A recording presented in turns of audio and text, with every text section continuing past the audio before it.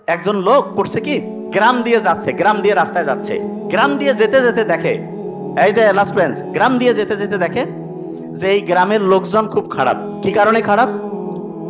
ওইখানে খাবার দাবার আছে, কিন্তু প্রত্যেকের হাত আছে না, হাতটা হচ্ছে বাঁকা করতে পারতেছে না, হাতটা সোজা হয়ে আছে, হাত বাঁকা করার কোনো বুদ্ধি নেই। একজন আরেকজনের সাথে মারামারি ঝগড়াঝাটি করতেছে, খাবার দাবার আছে কিন্তু কেউ খাইতে পারতেছে না। কেন? কারণ হাত তো বাঁকা করতে পারে না, খাবে কেমনে? তখন ওই লোক কছে এই গ্রামে থাকবো না, অন্য গ্রামে যাব। উনি সামনে যাইতে যাইতে যাইতে যাইতে 5-7 কিলোমিটার দূরে আরেকটা গ্রাম পাইছি। সেইখানে গিয়েও দেখে একই কন্ডিশন, প্রত্যেকেরই হাত বাঁকা করার ক্যাপাসিটি নাই, প্রত্যেকেরই হাত সোজা। তো উনি বলতেছে, কিরে আপনাদের হাত যে বাঁকা হয় না, আপনারা এখানে আসেন এত হাসি খুশি, সবাই একদম বন্ধুত্বমূলক পরিবেশে আছেন, কারণটা কি? আপনারা খাচ্ছেন দাচ্ছেন কিভাবে? বলছে খুব সহজ। কিভাবে?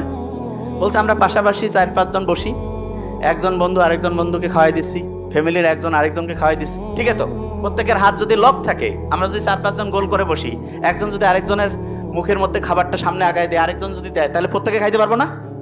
পারবো কিনা?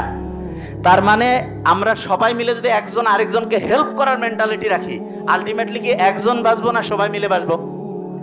সবাই মিলে বাঁচলে কি ওয়েল থাকবো না ইল থাকবো? ওয়েল বানানটা ডাব্লিউ দিয়ে শুরু না, আর ইল বানানটা কি দিয়া? একা থাকলে আপনি অসুস্থ থাকবেন, সবাই মিলে থাকলে আপনি সুস্থ থাকবেন। তাহলে কি আমরা উই না আই? উই না আই? উই।